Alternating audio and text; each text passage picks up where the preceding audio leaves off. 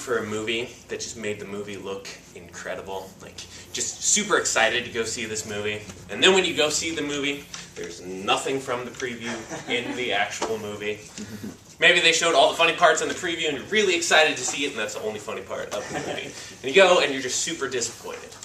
Or there's not even a scene from the preview in the movie. I remember when I was younger, there was this movie, Dangerous Minds, that I was super excited to see when I saw the preview. Because you got Coolio rapping Gangster's Paradise over these scenes of this teacher like being really cool and helping her students in the inner city get to learn. And I was excited. Like, this movie looked like it was going to be cool.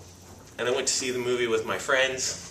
The only thing from the preview in the movie was Coolio rapping Gangster's Paradise. There was not a scene from the preview in the movie, and I sat through that movie and I was so disappointed. I want to talk to you today about what do you do when your expectations don't match up with reality. In 2 Samuel chapter 2, we run into David at a point in his life where everything seems like it should be going quite well.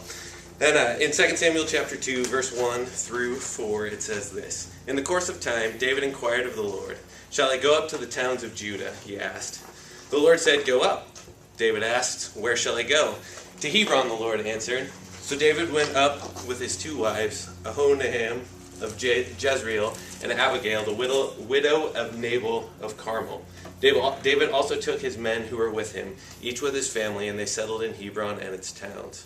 Then the men of Judah came to Hebron, and there they anointed David king over the house of Judah. This is exactly what was supposed to happen in David's life. When you look back on David's life, he was tending his father's sheep, and one day the prophet Samuel shows up at his father's house and tells his father, "I'm going to anoint one of your sons to be the next king of Israel." None of the sons that were there are anointed.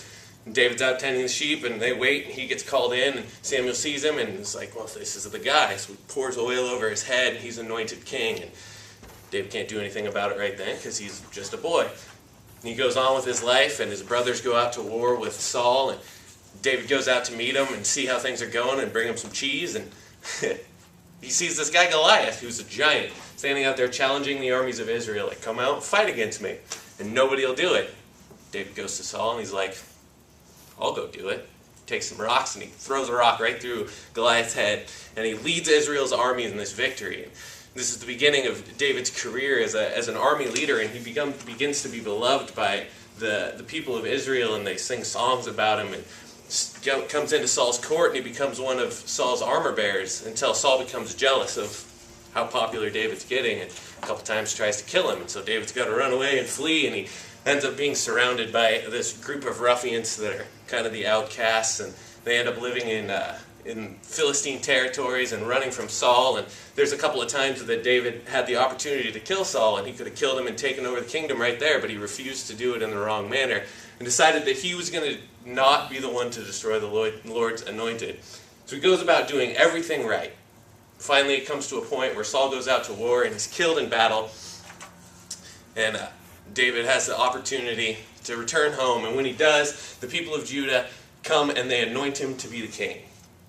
David's got to be just sitting there going, this is exactly where I'm supposed to be. Like, this is perfect. I did everything right, and now I'm the king. God sent me to here. I asked him where to go. He sent here, and the people of Judah come and they talk to me. And then we come a little bit later in the story, and we find out that Abner, who was Saul's general, has taken one of Saul's sons and decided that, no, he needs to be the king of Israel. This has got to put David into a little bit of a different mindset. Like, you could probably picture him questioning God, like, wait, I have to go now and fight again to prove that I'm king, even though this is where I'm supposed to be. You've got to be wondering, how can I be in the right place? How can I be having this moment where everything was going right, and it was supposed to be, and it's how it was supposed to be, but now I've got to fight again. And so the reality begins to not match up. So David and his men end up having to go to war, and this story is told to kind of establish David as the king, that David is the rightful king. It's written to show that the line of David is great, and that it's the right line for the king.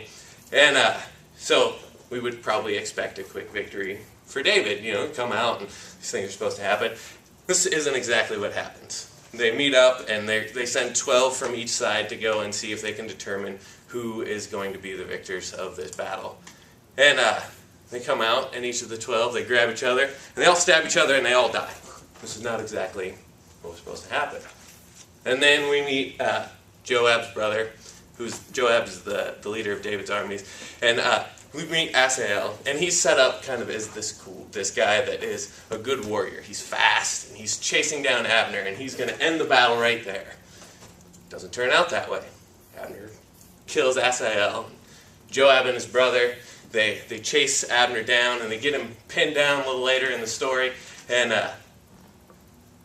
Abner challenges him, is like, are we going to have this war continue between us? And no, I know I have brothers, and if somebody had just killed one of my brothers, it's like, you're darn right we're going to have this war continue between us. Like, I'm coming after you. And Joab doesn't react like that. He's like, I guess we can all go home. And so everybody just leaves and goes home. And this story that's supposed to be David established as king and supposed to go out and win this great victory doesn't turn out that way. So I want to ask you, what do you do when your life does not turn out as you expect? So we have to go back and look at the beginning. What did David do? David followed God. His first inquiry is, where should I go? He followed God to Hebron, and that is where things begin to be established. We have to trust God in these situations where life does not turn out as we expect. In Matthew chapter 13, verse 39, we run into the parable of the sower, which is a story that Jesus tells to his disciples to illustrate to them what the kingdom of God is like. And he says this: a farmer went out to sow his seeds. As he scattered seeds, some fell on a path, and the birds came and ate it up. And some fell on rocky places where it did not have much soil. It sprang up quickly because the soil was shallow.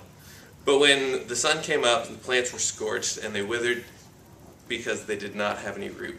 Other seeds fell amongst the thorns, which grew up and choked the plant. Still others fell on good soil, where it produced a crop, 160 and 30 times what was sown.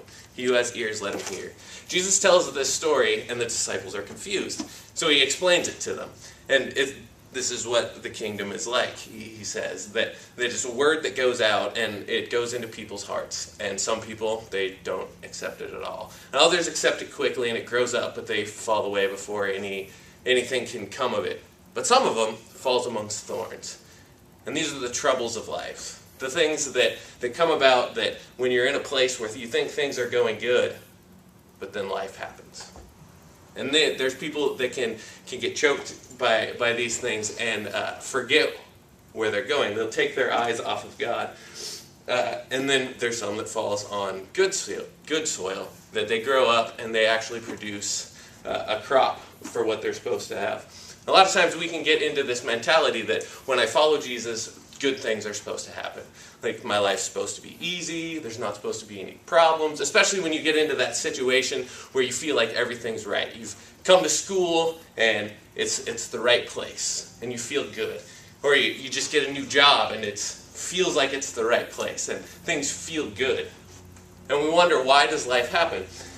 Why do bad things happen to people? Why is it that there's difficulties that come? In John chapter 16, verse 33, Jesus says this: I have told you these things so that you may have peace. In this life you will have trouble, but don't fear, I have overcome the world. Jesus doesn't promise that we won't have troubles. As a matter of fact, he promises that we will. He tells us, you're going to have troubles. But if you follow me, I have overcome the world. In Matthew chapter 6, 25 through 34, Jesus is talking to his disciples about worry and about these ordinary things of life, about, why do you worry about the clothes that you wear or the things that you're going to eat? And he comes back to them and he tells them the point of what he wants them to see. Let me find where I'm at. And he says this in chapter 30.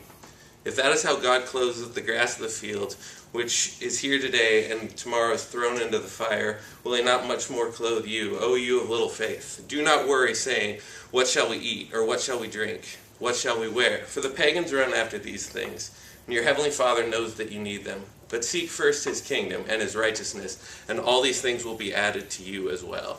God knows that you are going to face troubles. He knows that you're going to have issues in your life. But we're told to trust him, to seek first the kingdom. The problem comes when we take our eyes off of God and we put it onto ourselves. That's the enemy's goal. The enemy's goal is to get us to not focus on God anymore, but to focus on us. Our goal in this life is to be intimate with God and to know God, which is great. But you might be asking, well, how do I do that? Because life comes. You have to make an effort to be intimate with God. You have to make the effort to know God and to not get distracted by these things, which can be kind of difficult. I remember the first time that I met my best friend, Jordan. This was a very awkward day. Me and my roommate had gone to visit him, and I'd never met this guy before. He was working on his dad's boat. And our conversation was pretty much, hey, how you doing? And that was it. And it was like, oh, this guy turned out to be one of my best friends. But it didn't happen that first day. It was, as we began to hang out, we'd hang out in groups, and I began to see that this guy is crazy. Like one of those good kind of crazies where he'll yell at people and then end up in conversation. And we've had some of the craziest, most adventurous times of my life hanging out with Jordan. We've also had some great conversations about life and deep, intimate moments. We still have weird, awkward times every now and then where you sit and watch TV and you're like, okay, I just got to go home. Nothing's happening here. But it took time in life, and it took an effort to hang out with Jordan, to get to know Jordan, and for Jordan to get to know me. And if we're not willing to put in that effort with God, then we're not going to be intimate with God. It's like we expect this instant intimacy, and we're not willing to fight for that place where we're tight with God and where we're deep with God. And the amazing thing about the story of David is that it's almost a footnote, the victory that David wins. Because you see all this stuff that just is kind of distraction and man trying to do it's his thing and trying to win a victory, and none of that works. But then when they do go home and they count up the victory, it's 19 people on David's side had died, and 360 people on Ishbosheth's side had died. And you can almost miss that. You can almost miss that God brought the victory. But when you look at it, there was nothing that man did that brought the victory about, and nothing that man did that succeeded. But when God is trusted and you follow God, the victory still came. So what do you do when life doesn't turn out as you expect? You have to keep your eyes on God. David followed God throughout his life. He did things in the right way, and he trusted him and still followed him even when troubles came, when he felt like he was in the right place. God brought the victory, and that's what we have to remember.